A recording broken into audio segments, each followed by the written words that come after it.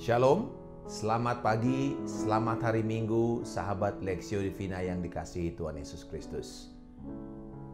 Dalam rangka perayaan HUT RI yang ke-77, hari ini kita akan belajar tentang dipanggil untuk merdeka. Teks kita dari Galatia pasal yang kelima, ayatnya yang ke-13 sampai dengan 18. Saudara-saudara, memang kamu telah dipanggil untuk merdeka, tetapi janganlah kamu mempergunakan kemerdekaan itu sebagai kesempatan untuk kehidupan dalam dosa. Melainkan, layanilah seorang akan yang lain oleh kasih. Sebab seluruh hukum Taurat tercakup dalam satu firman ini, yaitu, kasihilah sesamamu manusia seperti dirimu sendiri. Tetapi, jikalau kamu saling menggigit dan saling menelan, awaslah supaya jangan kamu saling membinasakan. Maksudku ialah, hiduplah oleh roh, maka kamu tidak akan menuruti keinginan daging. Sebab keinginan daging berlawanan dengan keinginan roh, dan keinginan roh berlawanan dengan keinginan daging. Karena keduanya bertentangan, sehingga kamu setiap kali tidak melakukan apa yang kamu kehendaki. Akan tetapi, jikalau kamu memberi dirimu dipimpin oleh roh, maka kamu tidak hidup di bawah hukum Taurat. Kita berdoa. Bapa di surga, kami mengucap syukur untuk Roh Kudus yang Engkau berikan kepada kami untuk menerangi mata hati kami, membuka pikiran kami untuk memahami firman-Mu, dan menaruh iman kepada kami untuk melakukan firman-Mu dan hidup di atasnya sehingga nama-Mu dipermuliakan. Di dalam nama Tuhan Yesus Kristus kami telah berdoa. Haleluya. Amin. Sahabat sekalian, pada waktu Rasul Paulus menulis surat ini kepada jemaat-jemaat di Galatia, jemaat saat itu sedang menghadapi sebuah ancaman dari kelompok pengajar-pengajar hukum Taurat, yaitu kelompok Judaizer, di mana mereka ini memaksa jemaat itu untuk mengikuti kembali seluruh peraturan-peraturan hukum Taurat untuk mereka bisa menerima keselamatan yang pasti plus Yesus Kristus. Kemudian Rasul Paulus sungguh memberikan seperti sebuah argumentasi, polemik, pertentangan yang begitu keras untuk melawan mereka ini dan membebaskan jemaat dari kungkungan perbudakan hukum Taurat, dan mereka dipanggil untuk melayani Kristus dengan sepenuhnya. Rasul Paulus memberikan kebenaran bahwa kematian Kristus dan kebangkitannya telah memerdekakan kita. Kebanyakan orang-orang percaya paham akan hal ini, tetapi mereka tidak mengerti kita ini dimerdekakan dari apa, untuk apa. Karena kita ini harus dimerdekakan dari sebuah kondisi, tetapi kita dimerdekakan untuk melakukan yang Tuhan inginkan. Jadi bukan seperti burung dalam sangkar lalu kemudian dilepas dan dia terbang kemana saja dia mau. Itu ekstrim satu. Ekstrim lain adalah kita tinggal di sebuah gua, ya, yang terpencil, terkungkung, lalu kemudian kita keluar dari gua itu untuk masuk ke dalam sebuah penjara, dan di situ kita dikungkung lagi, tetapi kita dikasih peralatan atau perlengkapan mandi yang sedikit lebih nyaman, tetapi tetap dalam penjara. Disinilah Rasul Paulus memberikan sebuah keseimbangan ketika dia katakan kamu telah dipanggil untuk merdeka. Sekarang pertanyaannya, di mana kutub yang satu dan yang lainnya, Pak Markus? Baik, kita melihat dari ayat 1. Di ayat 1, Rasul Paulus mengatakan tentang sebuah kemerdekaan. Supaya kita sungguh-sungguh merdeka, Kristus telah memerdekakan kita. Karena itu berdirilah teguh dan jangan mau lagi dikenakan kuk perhambaan. Jangan mau lagi dikenakan kuk perhambaan. Dan kemudian dia berbicara dari ayat 2 sampai dengan ayat 12 mengenai orang yang hidup di bawah kuk perhambaan hukum Taurat. Ekstrim yang satu, kita ini dimerdekakan dari kuk perhambaan hukum Taurat. Di sini kemerdekaan yang sejati. Lalu di sisi yang lain, kita bisa melihat ekstrim yang lain itu adalah di dalam ayat 13b. Tetapi janganlah kamu mempergunakan kemerdekaan itu sebagai kesempatan untuk kehidupan dalam dosa.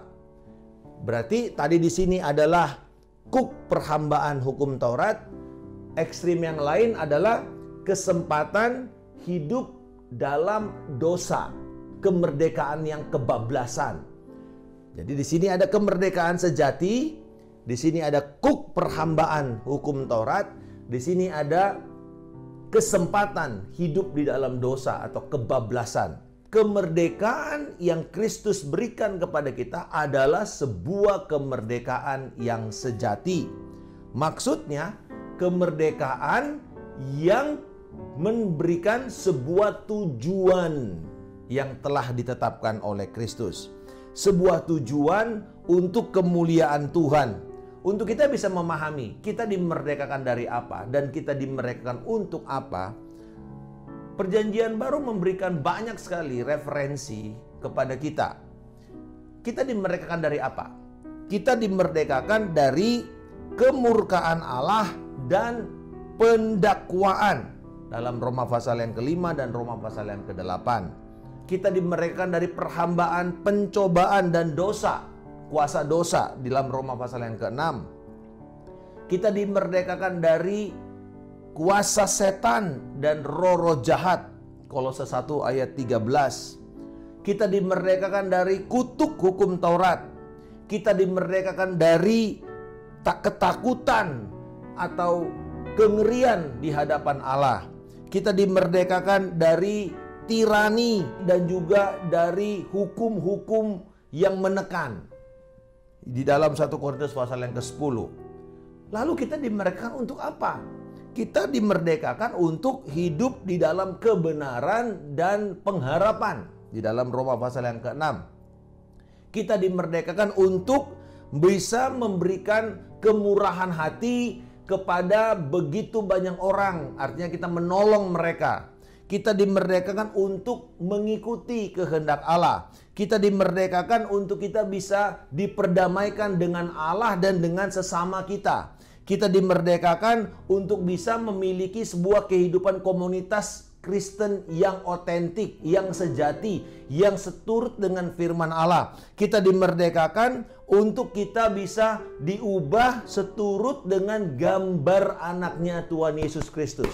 Jadi kita bisa melihat kemerdekaan Kristen itu, kebebasan Kristen itu bukanlah kebebasan yang tidak bertanggung jawab. Bukan kebebasan mutlak melakukan apa saja yang kita mau. Tetapi kemerdekaan untuk sebuah tujuan yang mulia. Tuhan telah memberikan kepada kita tujuannya pada waktu Dia memerdekakan kita dari kehidupan dosa yang begitu menekan kita dan memberikan kita kebebasan untuk kita bisa hidup baru di dalam kebenaran. Walaupun orang Kristen itu telah dipanggil untuk merdeka di dalam ayat yang ke-13, tetapi kelompok penganut hukum Taurat yang begitu ketat tadi menganggap begini, kalau orang Kristen ini sudah dibebaskan, lalu mereka tidak ada hukum yang mengatur mereka, mereka bisa menjadi liar. Mereka harus diatur dengan kaidah-kaidah agama, dan kaidah-kaidah agama itu hanya ditemukan di dalam hukum Taurat. Begitu maksud daripada orang-orang yang menekankan kepada hukum Taurat. Lalu sebagai respon tanggapan Rasul Paulus kepada kelompok ini, justru Rasul Paulus menekankan bahwa kemerdekaan orang Kristen itu bukan untuk hidup kebablasan dengan dosa, bukan izin untuk berbuat dosa, dan bukan izin untuk memuaskan kedaginganmu. Seorang komentator Alkitab yaitu John Stott berkata tentang kedagingan bahwa kedagingan ini bukanlah otot yang membungkus tulang-tulang kita atau yang membungkus seluruh tubuh kita, melainkan sifat manusia yang berdosa. Dan sifat ini telah dipelintir oleh kuasa dosa, oleh setan untuk hidup mementingkan diri sendiri. Dan karena itu menjadi sangat rentan terhadap keinginan dosa. Itu yang namanya kedagingan, sarx di dalam bahasa Yunaninya. Keadaan manusia, tubuh manusia yang berdosa ini, lalu kemudian penuh dengan keinginan-keinginan, keegoisan-keegoisan. Lalu karena itulah kita jadi rentan, sasaran empuk untuk terus bisa dicobai oleh keinginan-keinginan dosa dan akhirnya jatuh ke dalam dosa. Rasul Paulus memberikan di sini firman bahwa janganlah kamu memberi kesempatan. Nah, ini kata kesempatan menarik karena kata kesempatan artinya kamu berusaha untuk memakai kasih karunia Allah yang telah menyelamatkan kamu menjadi sebuah alasan kamu untuk hidup di dalam dosa. Orang-orang seperti ini berkata, kan saya sudah diselamatkan, kan saya sudah mendapat anugerah, kan saya sudah mendapatkan pengampunan. Ya nggak apa-apa, dosa lagi aja. Hidup lagi aja di dalam keinginan-keinginan kedagingan saya. Hidup lagi aja di dalam kebiasaan-kebiasaan dosa saya.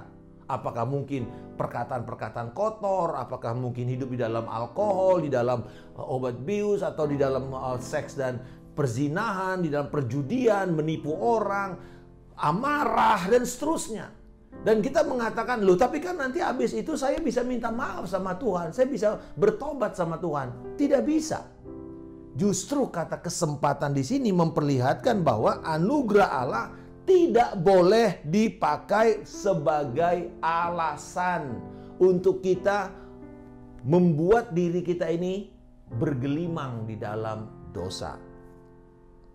Saya yakin sekali bahwa seharusnya kemerdekaan Kristen itu tidak menuntun kita kepada kuk perbudakan hukum Taurat dan juga tidak menuntun kita kepada hidup yang kebablasan di dalam dosa.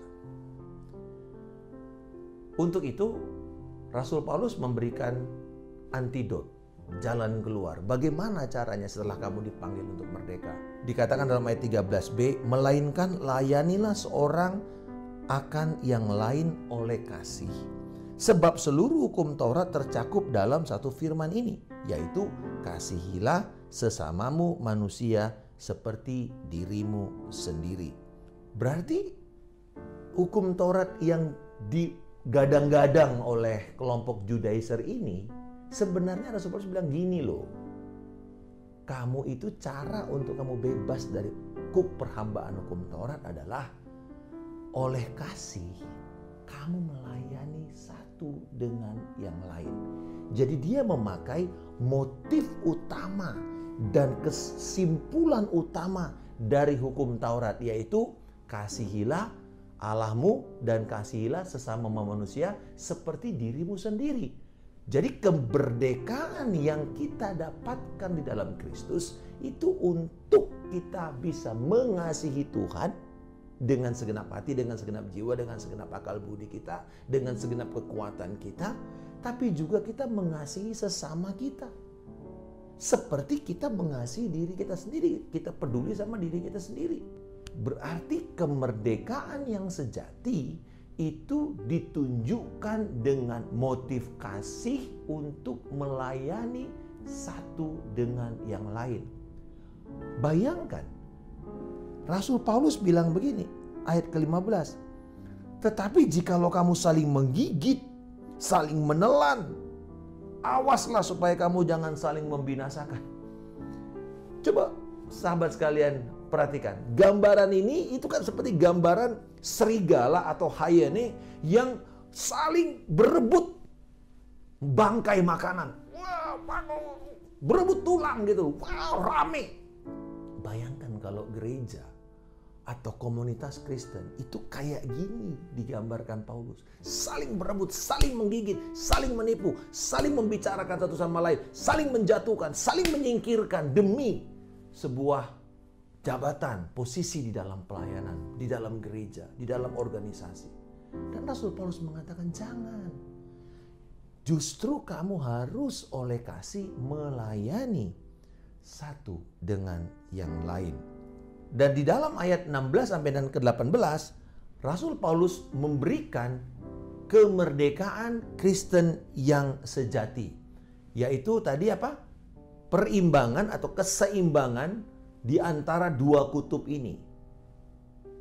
Perhambaan hukum Taurat dan kesempatan hidup di dalam dosa. Jalan keluarnya adalah bahwa Roh Kudus telah membebaskan kita dari keinginan daging untuk kita bisa hidup di dalam keinginan roh. Dan dia katakan adanya sebuah pertentangan. Keduanya ini bertentangan antara keinginan daging dan keinginan roh. Mari kita perhatikan baik-baik. Ini adalah pergumulan kita sekarang setelah kita diselamatkan. Saya bertemu dengan seseorang dan berkata begini, aduh Pak, saya ini kok tiap hari makin dekat Tuhan, kok makin susah untuk melakukan firman Tuhan, kok makin berat rasanya untuk melakukan kebenaran firman. Apakah betul saya ini sudah diselamatkan? Kabar baik kepada kita sekalian, sahabat Lexio Divina yang sudah menerima keselamatan. Berhenti untuk menjadi ragu akan keselamatan Anda. Sebab kalau orang itu belum diselamatkan, tidak mungkin dia bergumul antara kebenaran dengan dosa. Ini perasaan hanya ada pada orang yang sudah lahir baru. Di situ kita tahu bahwa ada pergumulan antara kuasa kedagingan dengan kuasa roh. Kalau orang belum bertobat, dia nggak peduli. Karena dia nggak punya keinginan sama sekali untuk melakukan kebenaran. Tidak ada. Hidupnya hanya dikuasai oleh kedagingannya. Oleh keinginannya untuk berdosa terus-menerus. Jadi hari ini kabar baik. Bila kita merasa pergumulan kita mengikut Tuhan kok makin lama makin berat, justru disitulah memperlihatkan kita ini sudah memiliki roh Tuhan. Kita dilahirkan kembali dan kemudian terjadi sebuah pertentangan di dalam hidup kita setiap hari. John Calvin memberikan gambaran kehidupan rohani yang sebenarnya setelah orang itu dilahirkan kembali. Dia berkata, kehidupan rohani tidak akan bisa dipertahankan tanpa sebuah perjuangan. Ketidaktaatan dan pemberontakan terhadap roh Tuhan meliputi seluruh sifat manusia. Jika kita ingin mentaati roh, kita harus berusaha keras, berjuang, dan menerapkan seluruh energi kita, dan kita harus mulai dengan menyangkal diri. Jadi, sebagaimana minggu lalu saya bagikan bahwa mengikut Tuhan itu perintahnya adalah menyangkal diri. Jadi kita tahu sekarang kenapa kita harus menyangkal diri. Karena ada pertentangan antara kedagingan dengan roh Tuhan. Kehidupan di dalam roh. Jadi bagaimana tanda seseorang yang telah dimerdekakan dan hidup di dalam roh? Dia tidak berada di dalam kuk perhambaan hukum Taurat. Dan dia tidak hidup di dalam kesempatan untuk terus berbuat dosa. Kekristenan atau anugerah yang kebablasan. Orang-orang yang memanfaatkan anugerah secara tidak bertanggung jawab. Rasul Paulus menyadari bahwa kita ini sekarang sedang berada di antara pertarungan keinginan daging dan keinginan roh. Dan kita di tengah-tengah ini bisa kapan saja tergelincir masuk di dalam keinginan daging. Dan kemudian kita hidup di dalam terus-menerus menyalahgunakan anugerah Allah untuk hidup di dalam dosa.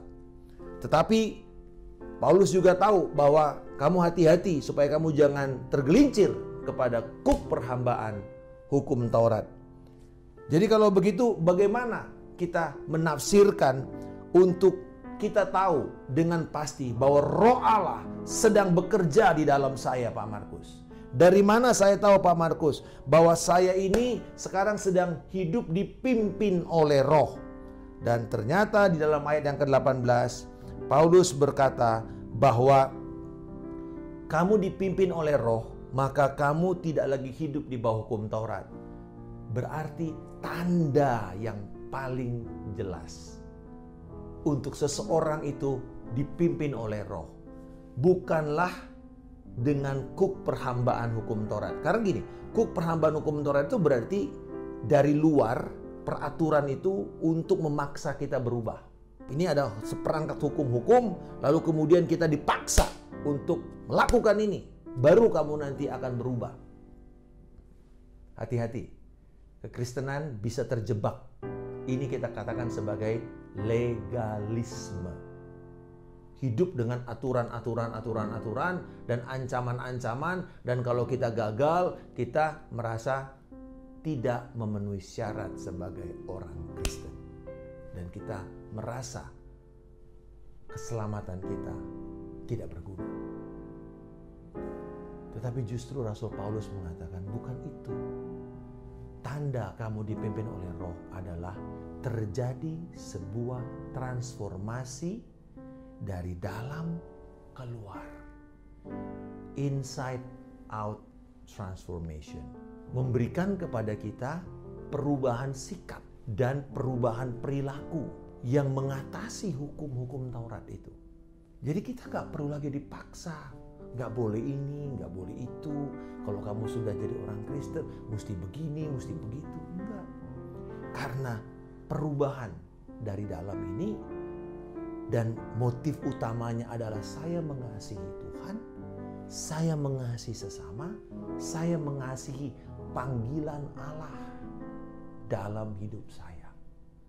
Keselamatan itu, sahabat sekalian, adalah harga mati.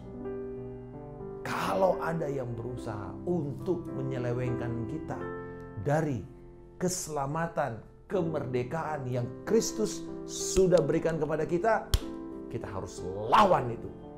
Apa saja yang berusaha untuk mengancam kerohanian kita, keselamatan yang sudah Tuhan berikan, lawan itu. Mungkin itu aliran pengajaran atau aturan-aturan hukum-hukum yang kelihatannya rohani, tetapi justru membuat kita masuk lagi di dalam kuk perhambaan. Lawan itu. Karena kemerdekaan kita adalah harga mati. Panggilan Allah dalam hidup kita, harga mati. Itu melampaui sikap dan tindakan kita terhadap hukum-hukum Taurat. Saya yakin sepenuhnya, bila kita mengalami perubahan dari dalam, hukum Taurat atau hukum-hukum yang ada dalam perjanjian lama bukanlah menjadi sesuatu yang sulit, tapi justru sebuah sukacita untuk kita mengatakan, aduh terima kasih Tuhan. Makin lama sekalipun kelihatan sekali pergumulannya, membuat saya yakin bahwa Roh Allah makin lama makin berkuasa di dalam hidup saya.